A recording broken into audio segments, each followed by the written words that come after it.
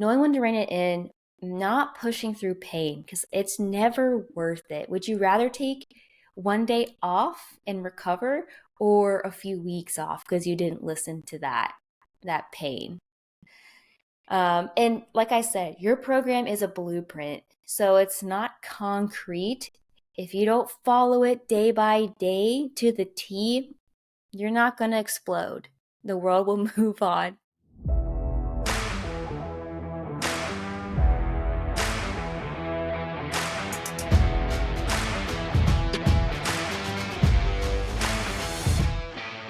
Hi, friends. Welcome back to another episode of The Morning Cup. I'm your host, Emma Schmid, and today we're going to be talking about 10 signs of gym growth. So these are all non-physical characteristics, so mostly behaviors here. And I encourage you while you're listening to actively reflect on your gym goer experience. So your whole career, let's say, of being a gym goer. And so I wanted to make a post about this actually earlier this week, but as soon as I hit that record button, I started talking. I'm like, this is not gonna get my point across in 30 seconds. There's not just three things that I want to talk about. There's a lot. So I have 10 things that I've come up with that we're gonna, take this journey on together. But it's really, I think, important to reflect on where we started and maybe taking inventory and like thinking of your gym goer experience or your career as like certain checkpoints along the way. And it really makes you appreciate everything, like the evolution of your essence. So let's go ahead and get into it. Number one, and these are all in no particular order at all. So, number one, following a plan. If, for me, I'll bring this back to me. I don't want to make it like the Emma show, but just to relate like what these all are coming from. When I first started working out, I didn't know what I was doing. I didn't follow, and I'm very transparent. I've talked about this a bunch of times. I was not following a program. I remember going onto bodybuilding.com and like, looking at some stuff and referencing the Google, etc. But for me, it was more of like, I want to do everything, right? And so maturing in the gym, growing in the gym, like gym growth is, you know, learning to follow a plan that works for your goals. So I'm not going to sit in here and say, this is what you should be doing, but you should be following a systematic approach that helps you, reach your goals while, adding in adequate rest, recovery, nutrition, etc. Number two, we kind of just hit on this, fueling before and after your workout sessions. I remember doing, waking up super early in the morning, doing fasted cardio sessions, not only to, to do that and then to go back to the gym later that day and lift. And I'm sure, that's a bodybuilder-ish thing, but I thought for me, that's what I had to be doing. And it really was not healthy.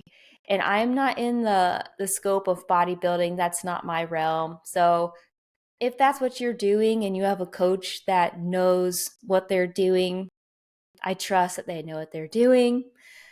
But for most people, I would not recommend this. 2-a-days are rough. Unless you're like a professional athlete, you're training for a big race or something. Maybe you're like peaking for something. Maybe, but I just wouldn't. I wouldn't. I don't know. I'm not here for that anymore. I'm more about, it's already hard enough to get enough protein throughout the day. Why are we like skipping meals? That is just so out. I'm not in with it anymore. So, for intermittent fasting works for some people, and I will give you that. But for me and my clients, I do encourage them to get breakfast, and I do encourage them to eat before they work out because you need something in your system as quick energy that's going to break down and be easily accessible for your muscles to use, right? And after, because after, you fueled, you were like just this powerful king or queen at the gym. you gotta replenish, the stores, the energy stores, because we just like, all right, we're breaking it all down now, but what we need the building blocks to build it back up. And I can understand this now because I used to feel alarmed having to eat before and after. But it's kind of alarming to me now when I talk to clients and people, and this is news to them. Like, for somewhere there's this information out there that they are constantly being told, or maybe they're telling themselves this, but it's like a shock that they need to eat before and after. So, this again, signs of growth is that you are doing some form of this now. Whether maybe it's not a full meal, but hopefully you're getting a snack in there before, getting some protein and carbs after your lift, something along those lines. But personally, I'm not a fan of fasted cardio. Bad times. 10 out of 10, don't recommend. All right, moving on. This is a big one that I have been recently kind of been tested and reminded. And this one is knowing your limits and knowing when to rein it in.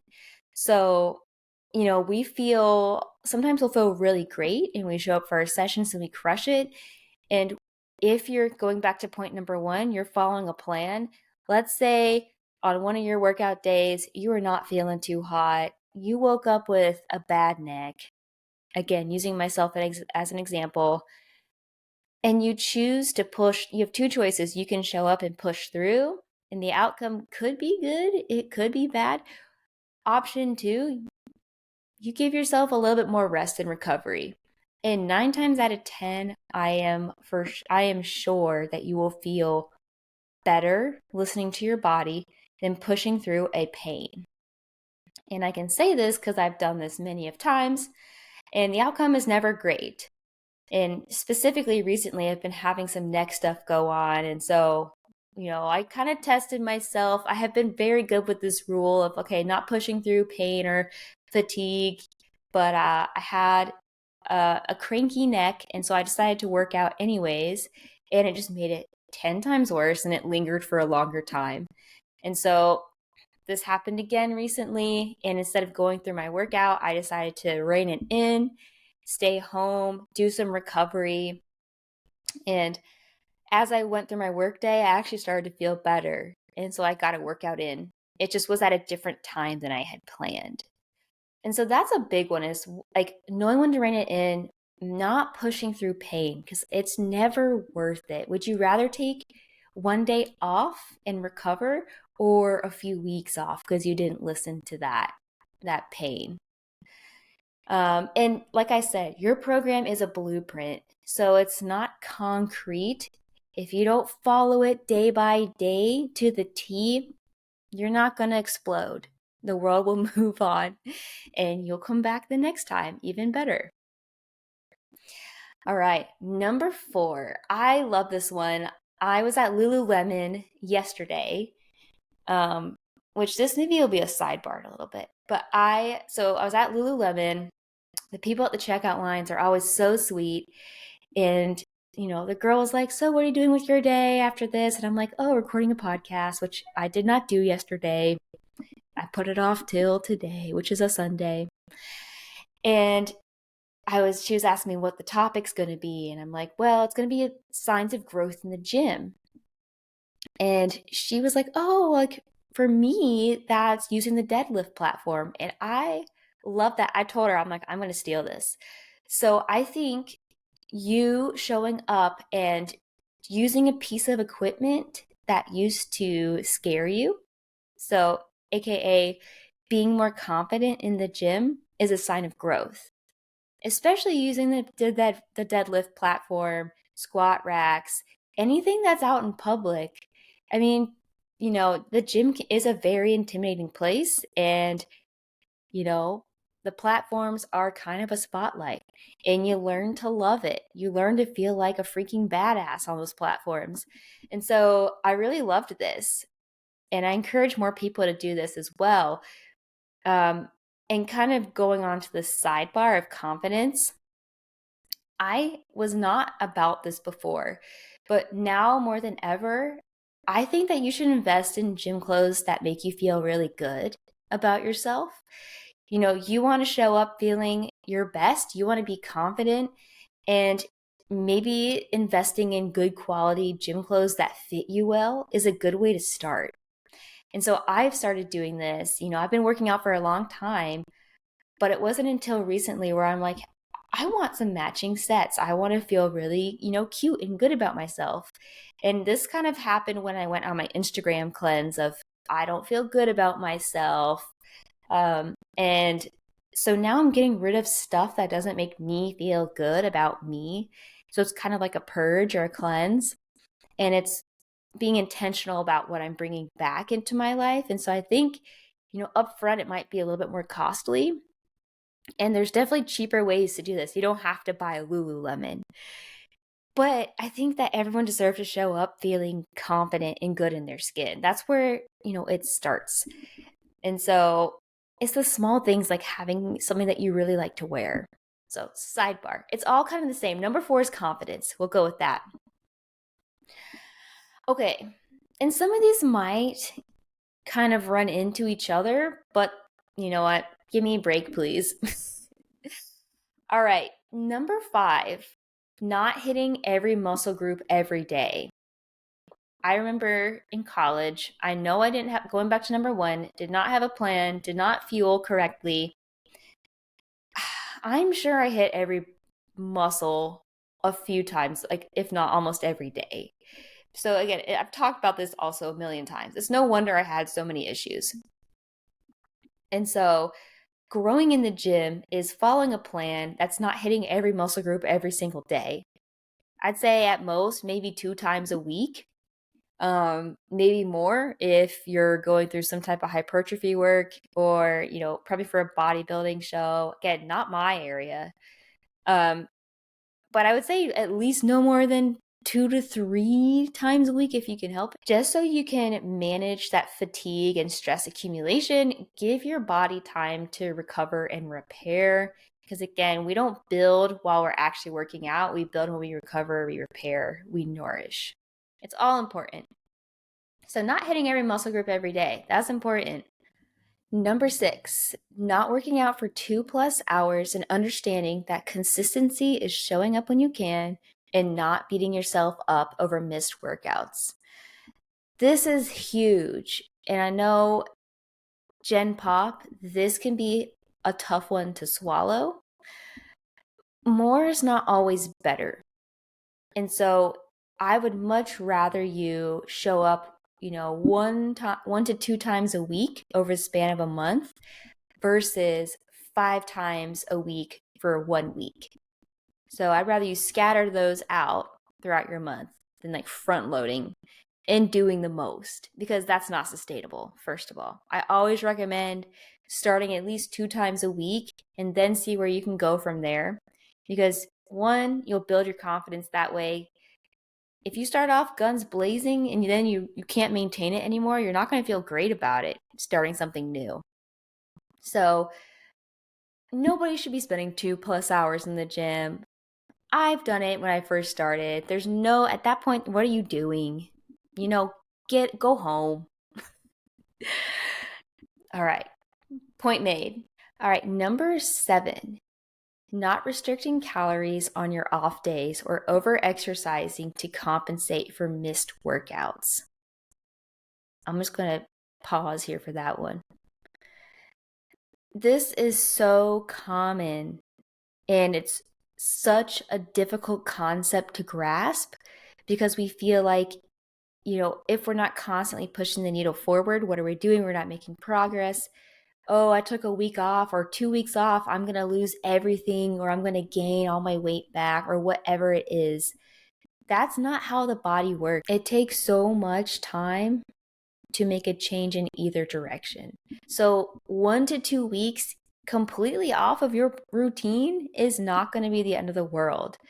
A month, you're going to have some detraining there, but you're going to be able to build it back because you were previously trained. And so I think this notion of I have to compensate for missed workouts is where a lot of stuff goes wrong. We can go into overtraining there. And that also is just not a healthy way to view movement. And so this kind of goes back to the consistency is key. If you can come back and just get right back on schedule, you're fine. You're going to build back up to that base. Also, for restriction in calories, you still need fuel even on the days that you're not working out. You burn a certain amount, your basal metabolic rate, which is just from living. So we need calories to live, for bodily functions to occur, so you can walk around and do life, so you can scroll through Instagram, whatever it is you do on your off days. And your off days don't have to be do nothing. You can go on walks. You can do some active recovery stuff. You can, I don't know, play with your dog if you have one. But this doesn't mean severely decrease your caloric intake. If anything, like maintain, because it's so difficult to get the protein that you need in a day. And I'm guilty of this too. I notice on my off days, it's not intentional, but it's harder for me to get the same amount of calories in as when I'm exercising, because my hunger is just not as noticeable. And so it's something I try to be very intentional about over the weekends, where I know I'm not going to be as good with how my meals are planned out. So I really prioritize my protein intake with every meal that I do get, which is kind of funny because I used to be like, I would always think about food all the time when I wasn't eating enough. And now that I eat enough, I'm like, oh, I'm actually not hungry right now. And I have to force myself to eat. So it's just like an interesting thing there. So, yes, get your calories in even on off days. So, number 8, another sign of growth, you stopped body checking. So, if you don't know what this is, it's, when you lift your shirt and you're just checking out your abs or something. And if you're a bodybuilder, I mean, I'm not trying to like downplay that. You do what you do. But for a lot of people, and if you're struggling with an eating disorder, like overexercising, under eating, it's a very unhealthy behavior. So this is a characteristic of that, one of the many. And that's the constant need to know the current state of your physique in your body. And it can be very like inhibiting in your life. It can really get in the way of a lot of things. It can become very obsessive. And it's like, I have to know what my abs look like, or I have to know that I have abs. Your body's not going to change in an hour. But again, everything to do with eating disorders, I mean, it happens for different reasons, but the behaviors become repetitive and then ingrained. And so it becomes that much harder to break the cycle, because we get this release of dopamine from performing these rituals or these actions. So stopping the body checking is huge. That's a big sign of growth. And again, once in a while, whatever. But when it becomes like an obsessive part of your day, okay, we need to minimize the amount of time you're spending in the mirror, because it is a thing. Maybe it's not your abs, but like you're hyper fixating on this one part of your body that you want to look different. And so that's when I encourage clients, like, hey, we're going to not look in the mirror. We're still, when we're working out, I'll give you feedback on your form, but we don't need to be looking in the mirror right now. And maybe for a few exercises you can, but don't spend the whole workout in front of a mirror for these type of people who need less time looking at themselves. Trust me. And so, again, this is not a knock on bodybuilders. I know what y'all do is different, and that's not my scope. It's not really, I don't have experience there. So I know you guys have to spend a lot of time in the mirror. Not knocking that at all. Number 9, stick with a goal.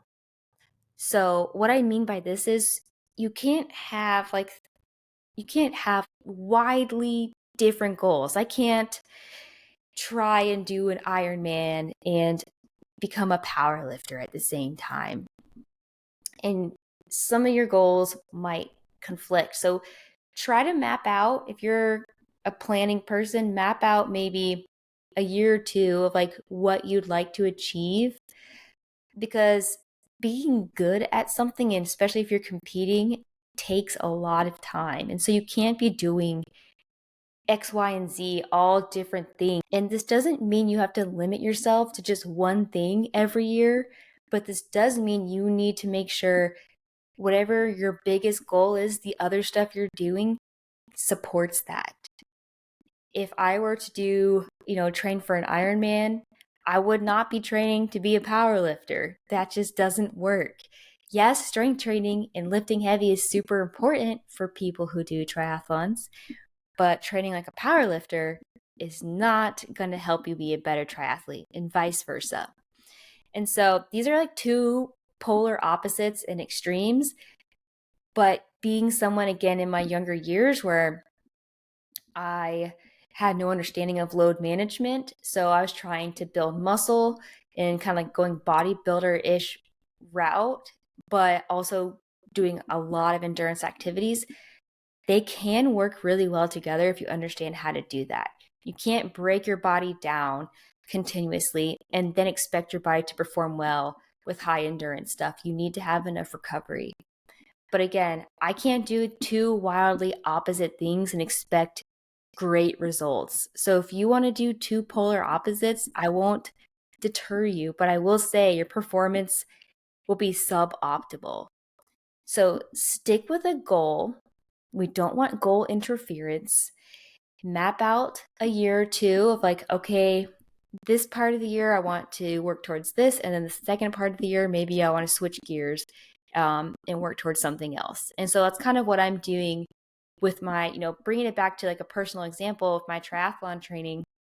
My whole off season, you can call it like the winter time, I was focusing on going super heavy, building my body, getting more muscle mass. I was trying to bulk. I was doing no triathlon stuff. Now we're getting the triathlon season. I'm starting to ramp it up here on like the swim, bike, and run while maintaining 2 lifting sessions a week.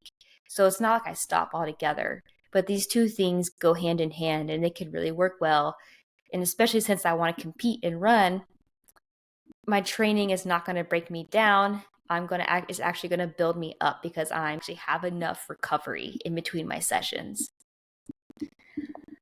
So just make sure you know what you want to do, and then just don't train for the opposite if you want to be really good at something.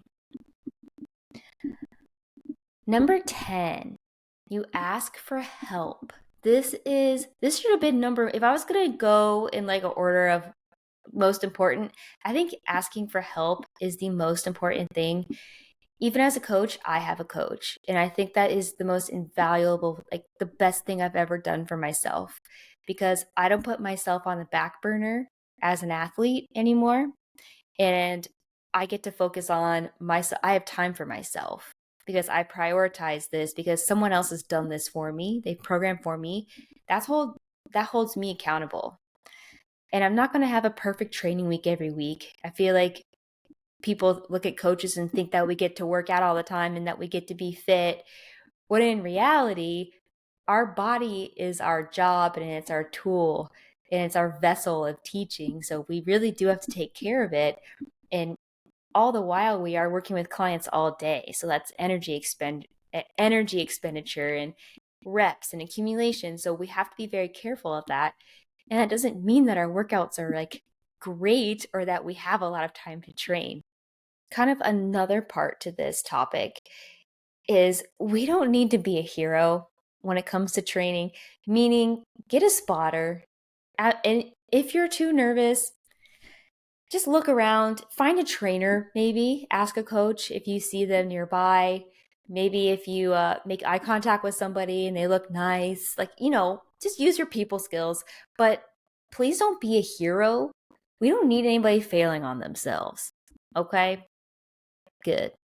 So don't be afraid to ask for help. Coaches are there to help, first of all. And second of all, if you are a coach and you need help, don't be afraid, because that is, again, a huge sign of growth. And so to wrap this all up, this is kind of a lot, and maybe your form of growth wasn't on this list, but it's not limited to these 10 things. These are just 10 things that I thought up of. And so if you have a story of your personal gym growth, I'd love to hear it. I love hearing people's stories. if you'd ever love to come on to this show, please DM me on Instagram at fittywithschmiddy. I am always welcoming guests. I love to have people on, learn their stories, share them with the world. And so if you're listening, I just appreciate you. Thank you for your continued support. It means a lot to me. So if you have a brief moment, make sure you subscribe to the show, share with a friend, and of course, never mad with a 5-star review. I hope you guys have a good week, and we'll see you next time.